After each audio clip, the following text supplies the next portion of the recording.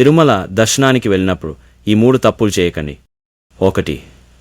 మాడవి వీధుల్లో చెప్పులతో తిరగకండి. విష్ణుమూర్తి తులసి శాపం వల్ల శాలిగ్రామ శిలగా మారాడు. తిరుమల కొండ కూడా ఒక పవిత్రమైన శాలిగ్రామ శిలే అని నమ్మకం ఉంది. అందుకే అక్కడ చెప్పులతో తిరగడం అనాగరికం, అపవిత్రంగా భావిస్తారు. 2. తిరుమల కొండపై అనుచిత ఆలోచనలు వద్దు. శ్రీనివాసుడు పద్మావతి అమ్మవారిని వివాహం చేసుకున్న 6 నెలల తర్వాత తిరుమల కొండపైకి వెళ్లారు. అప్పటి వరకు ఆయన అగస్త్య మహర్షి ఆశ్రమంలో ఉన్నారు. కొత్తగా పెళ్లైన దంపతులు కోరికలతో ఉండటం సహజం. కానీ తిరుమల పవిత్ర క్షేత్రం కాబట్టి అక్కడ భగవంతుని ధ్యానం తప్ప వేరే ఆలోచనలు ఉండకూడదు. 3.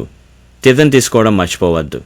ప్రతి రాత్రి బ్రహ్మదేవుడు ఇతర దేవతలతో కలిసి స్వామిని అభిషేకిస్తారు. ఆ అభిషేక జలాన్ని గర్భగుడిలో ఉంచుతారు. అదే నీటిని తర్వాత భక్తులకు తీర్థమేస్తారు.